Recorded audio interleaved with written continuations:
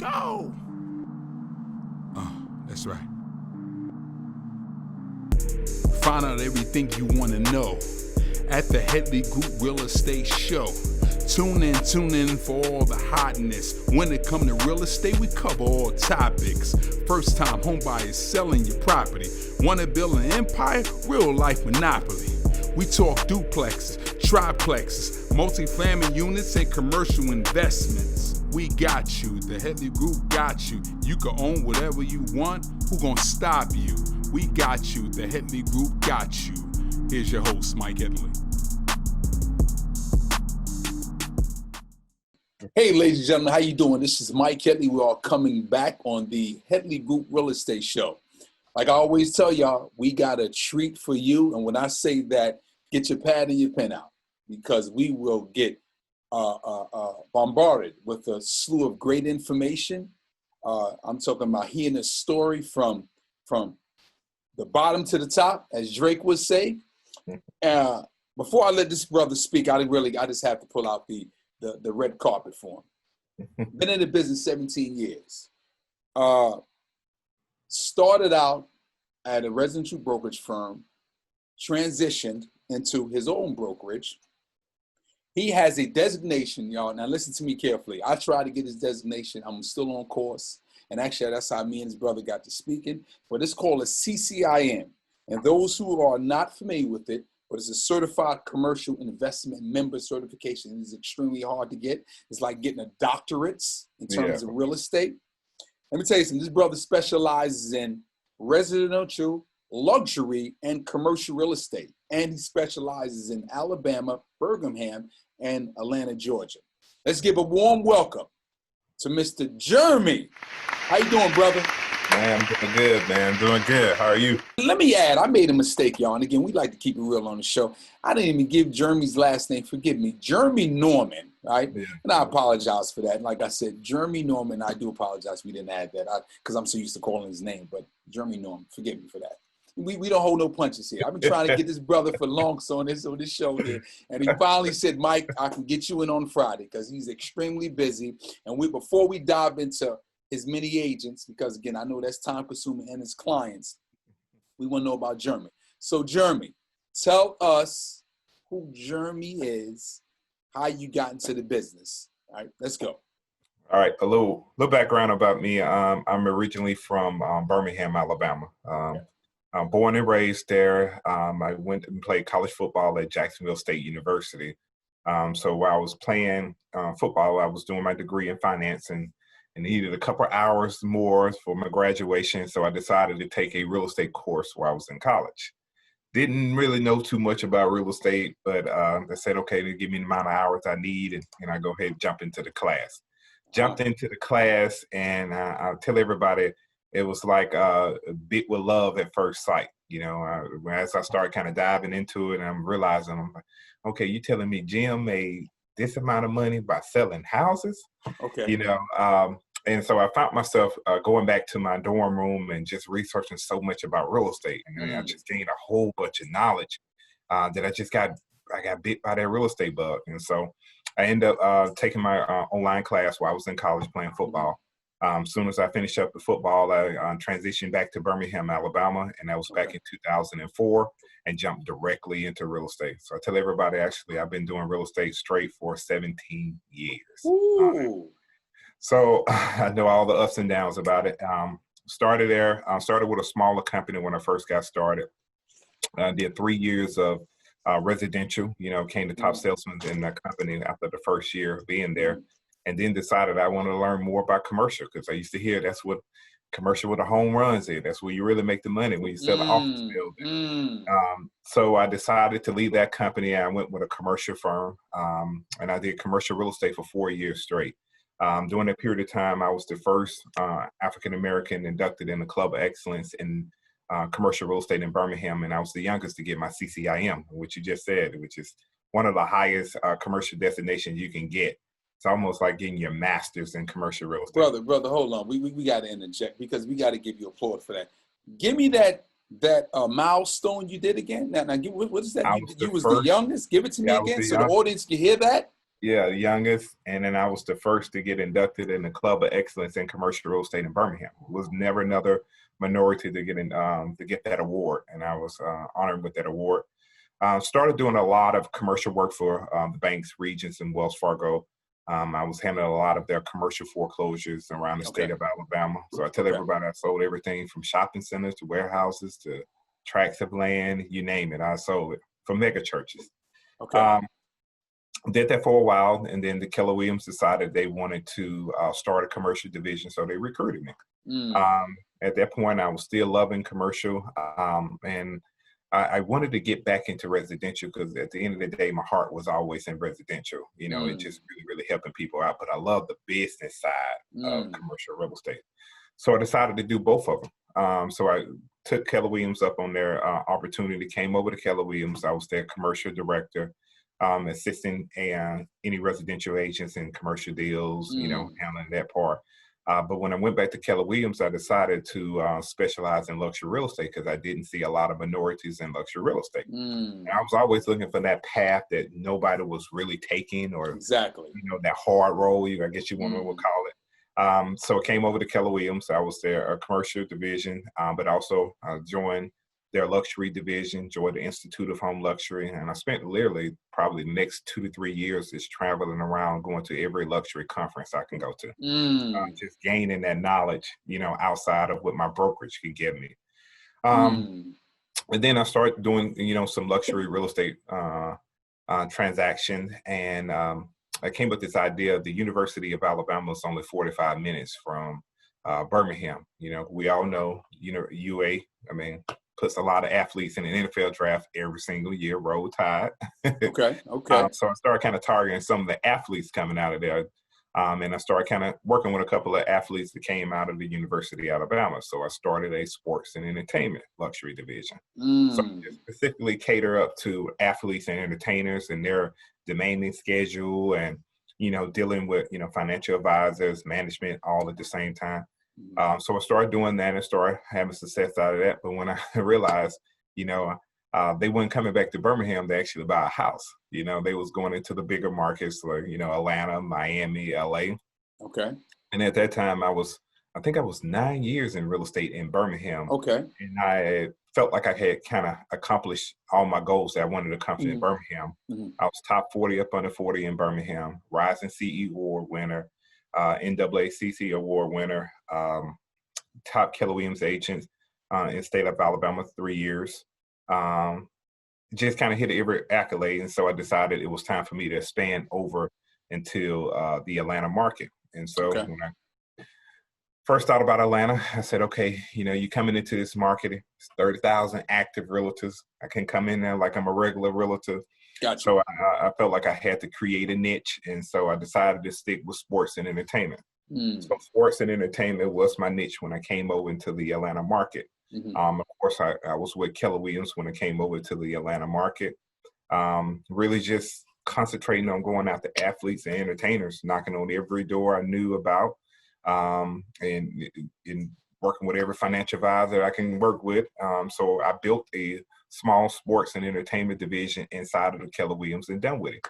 So I'll tell everybody, my first year in real estate in Atlanta, I really didn't have much family. I had a cousin, 2 cousins that stayed there and had family, so I didn't want to intrude on them. So I stayed in hotels. I stayed in every Marriott hotel in Atlanta for the first year.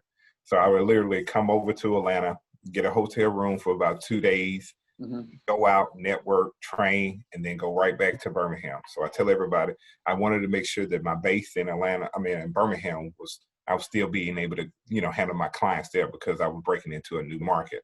So I did that for the first year. And then after the first year, one of my clients ended up buying a place in Atlanta. And he said, Jeremy, I know that you want to grow your business. You don't have to stay in a hotel room. You can actually stay in my guest bedroom. So that allowed me to take it from 2 days to 3 days after week. To Atlanta. Just gave me a little bit more time on freedom. So on social media, promoting what I was doing, I started gaining a lot of attraction for me doing sports and entertainment. A lot of realtors would follow me. And I started mentoring when I was at Keller Williams. And I was just that a lot of people were reaching out to me and say, hey, can you show me what you're doing? Can you give me some advice? And I was always that agent, like, come on over, I'll help you out, do whatever you want to do.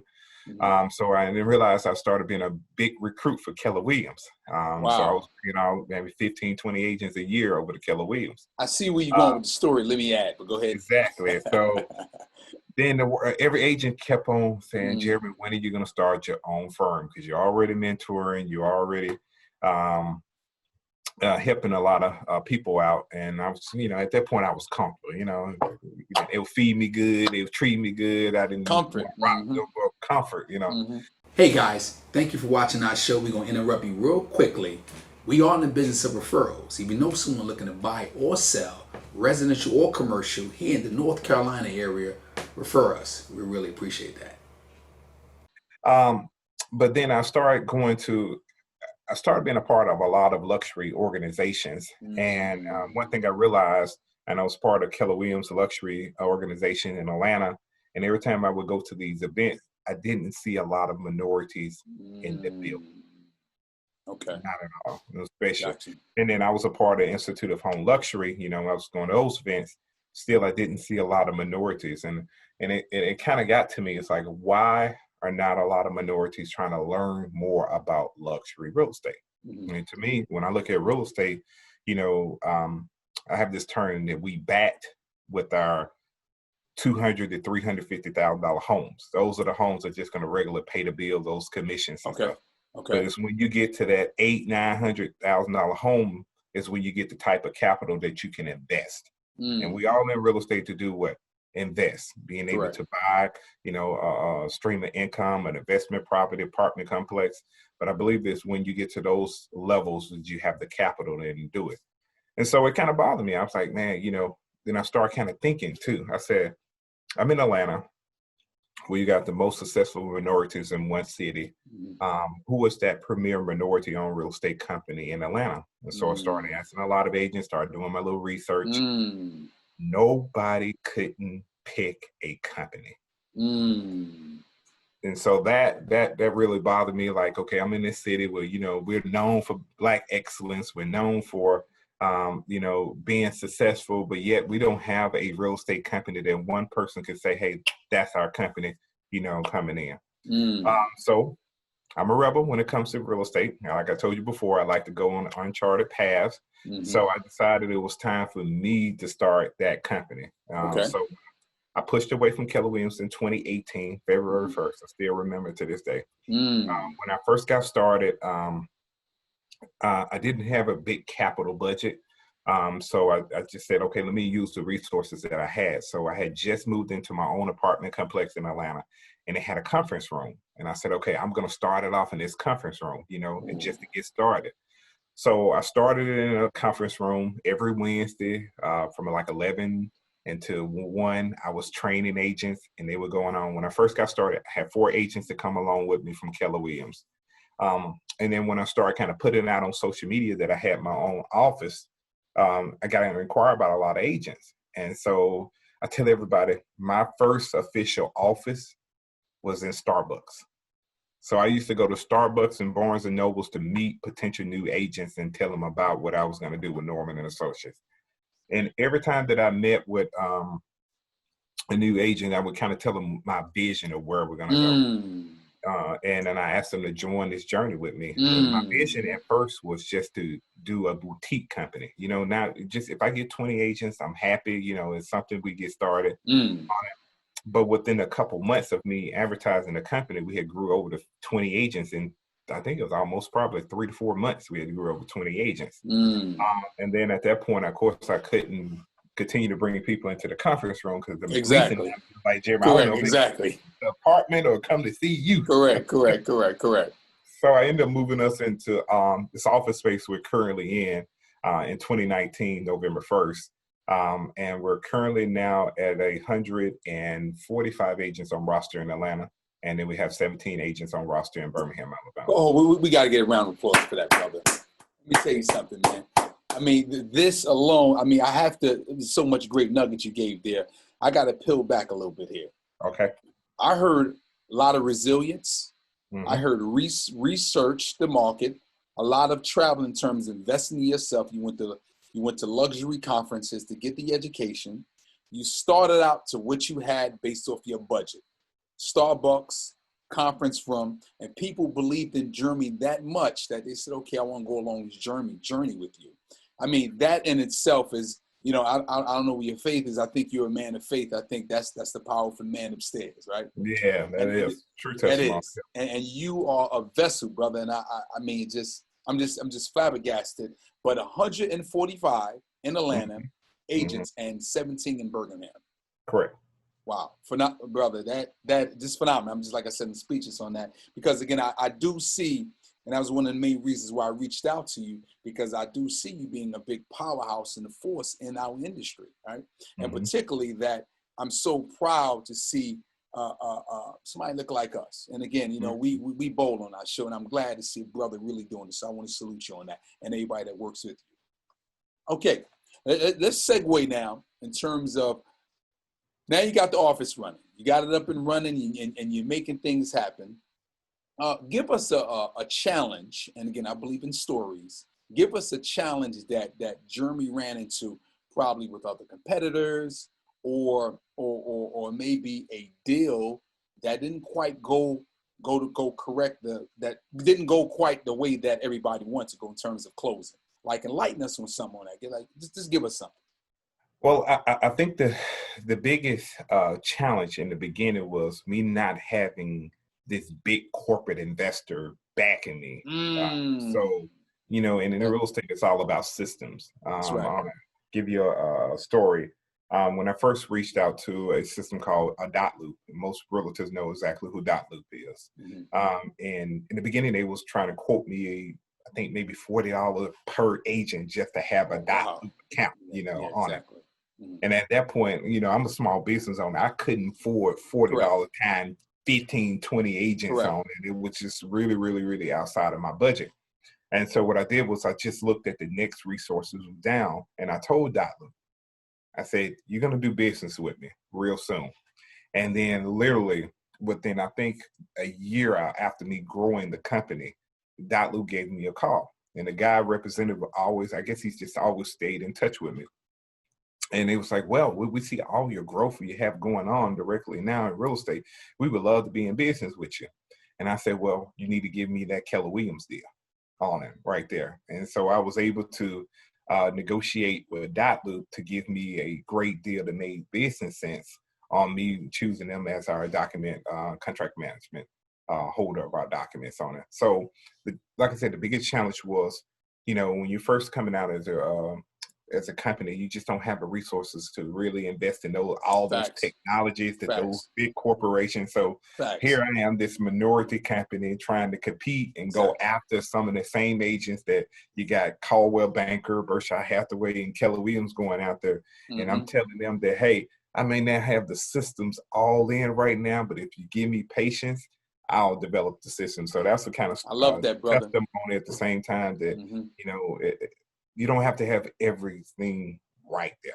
You know, everybody thinks that you got to have it perfect, but just allow yourself to develop and be transparent with where you're going.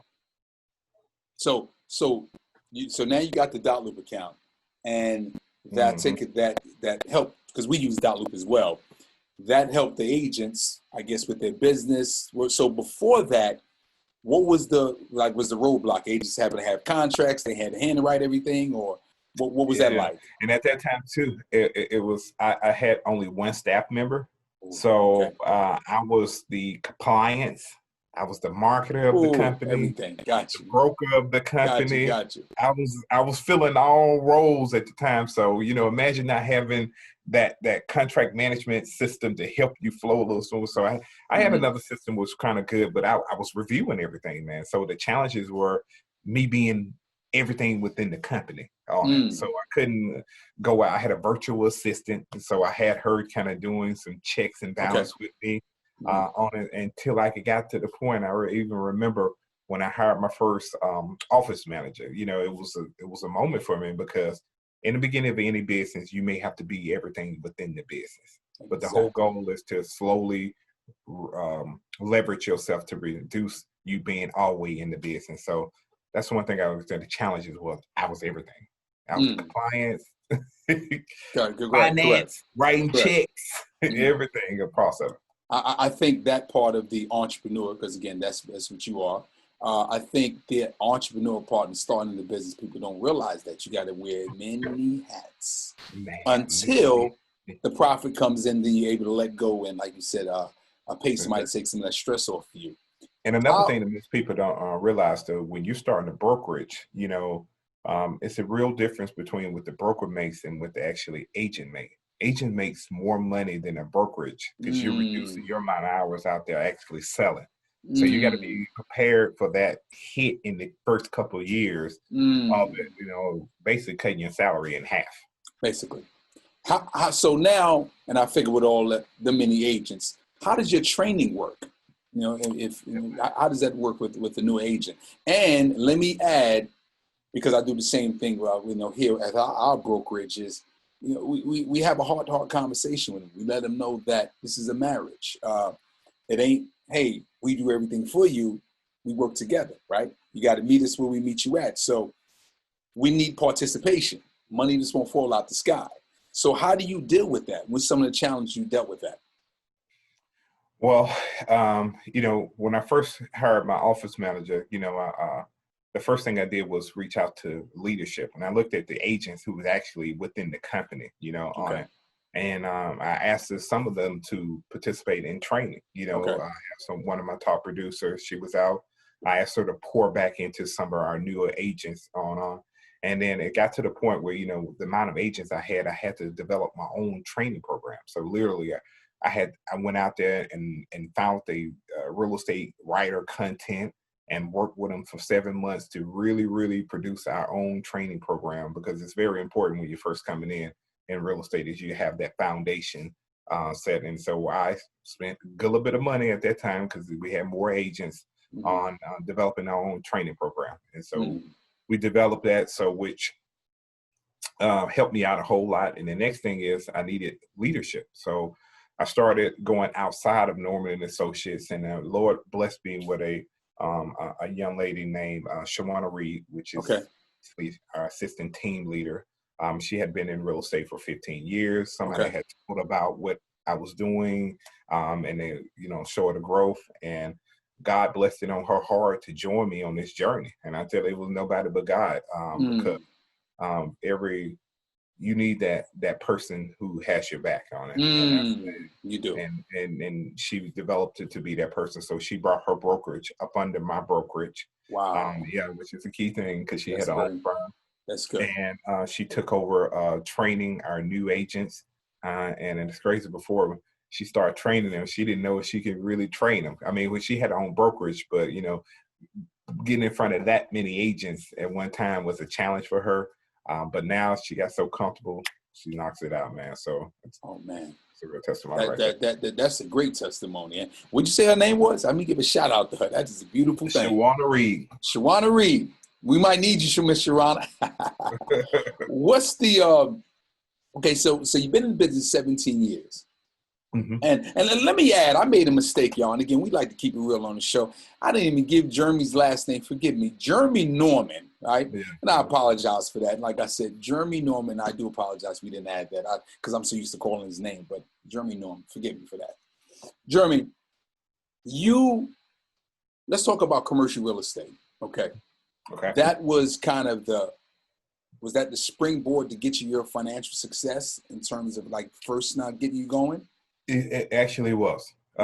When I started doing commercial real estate, I was out networking, and I ran into a commercial loan officer. And I was real big on going out and building relationships. And he ended up leaving from the commercial lending side and actually going to work at Regions Bank and their distressed property foreclosure side of things.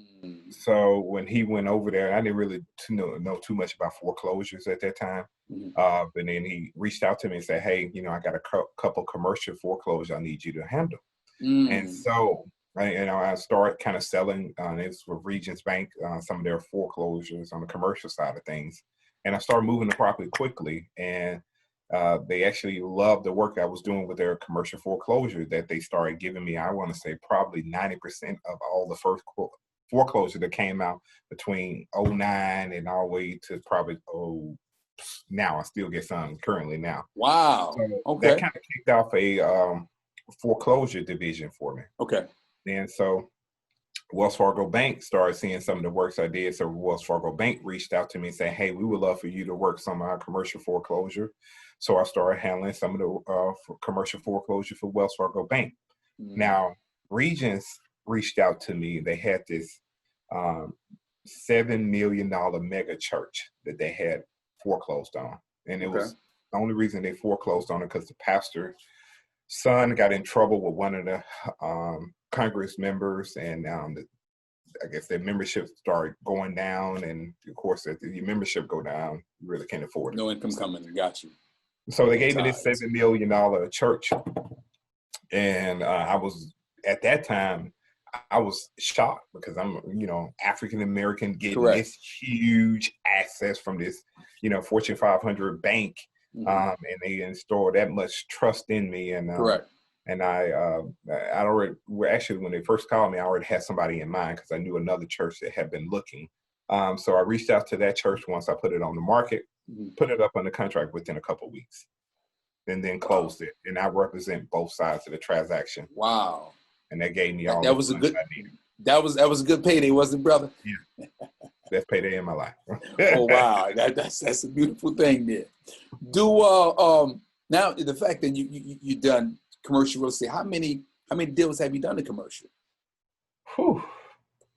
Man, I can't even tell you. Probably it's so much. 200 something. Yeah, it's been a lot on it, because after I started doing commercial foreclosure, I decided why not do residential. So then I flipped it over to the residential. So I started handling Wells Fargo for residential, and I heard Regions, and then I started handling Fannie Mae, then VA, and then so I built a foreclosure division on both sides, the residential and the commercial side of things.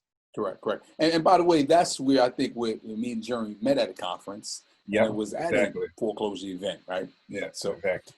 What's the let me transition to, because I know Norman Associates do a lot of great things in the community.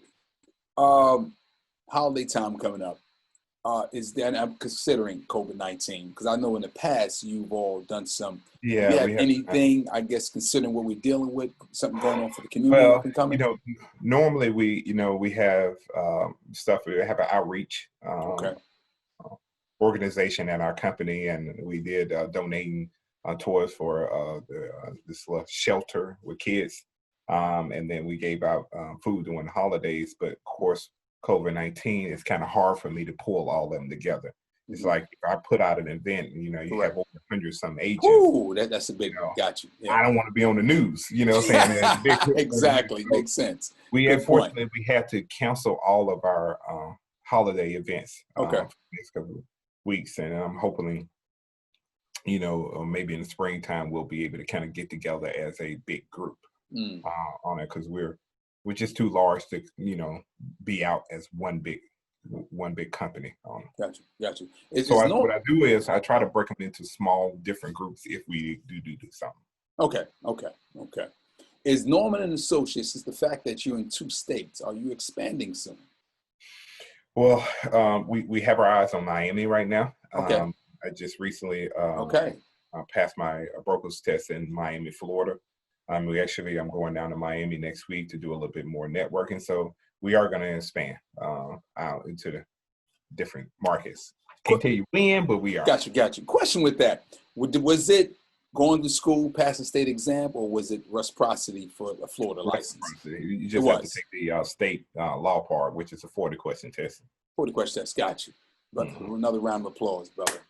That's one thing. And, I guess what I'm getting out of this, outside the resiliency, the networking, brother, you don't mind enhancing your education. No, man, I was always the one to travel, man. All over.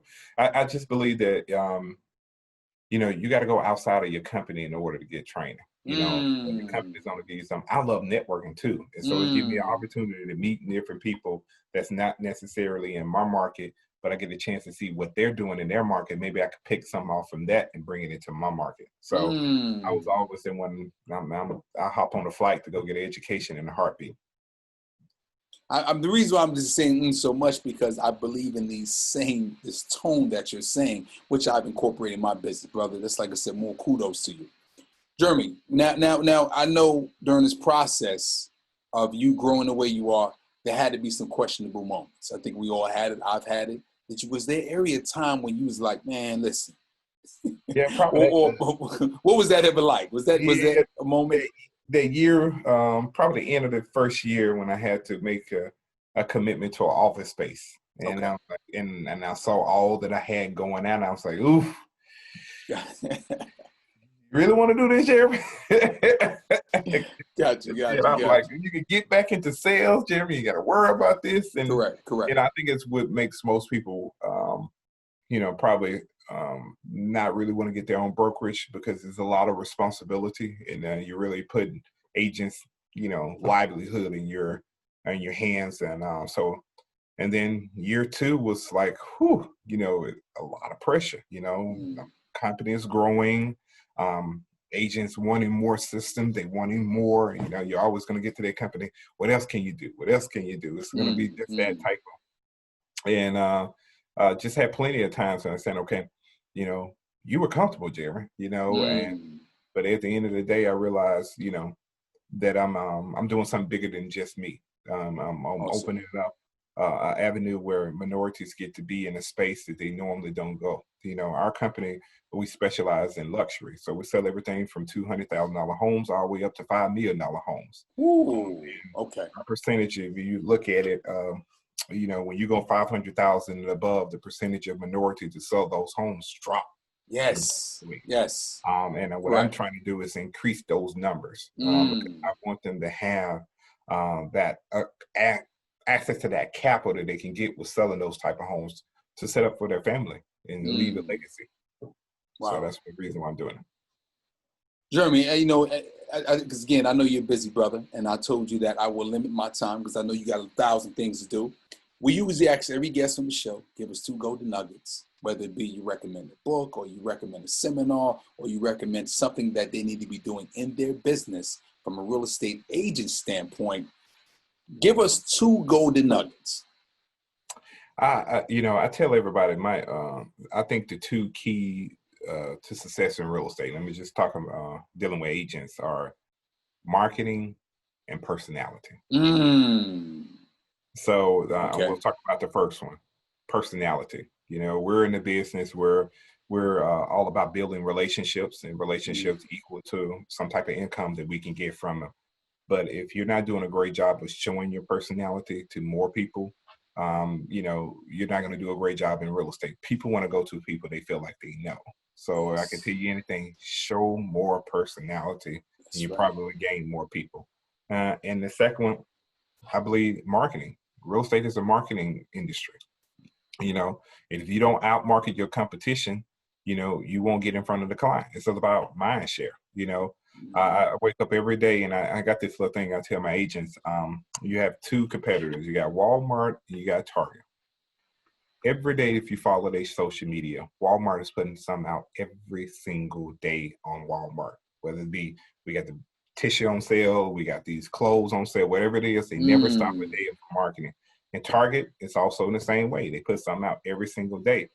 Because if Walmart takes a day off from marketing, guess who's there waiting on? Target. Exactly. That's it. So Target gonna get right there. Hey, So I think real estate the same thing. If you're taking a day off from marketing yourself in this industry, you have Sarah who's right around the corner say, hey, I'm a better agent. That's right. So always promote yourself and keep pushing yourself. Those are my 2 things: marketing and personality. You see, brother, right now, like I said, and I have to add to that, and that's one of the main reasons why we started. I started the podcast, and I'm doing on social media, because you just took the words right out of my mouth. You have to get in front of the people, right? They have to know who you are. Your personality has to come out, and you're giving them some education, something of value at the same time. So I just have to say kudos to on that. Is there a question that I didn't ask you that you wanted to say, hey, I wish he asked me this? None I can think of right now. Think about it, right? I put you on the spot. Well, I will say, Jeremy, Mr. Norman, thank you for taking time out. You are definitely alumni of the show now, and hopefully we can get you soon when you got about 400 or 500 agents. I may not be able to get you then. I got to talk to your assistant then.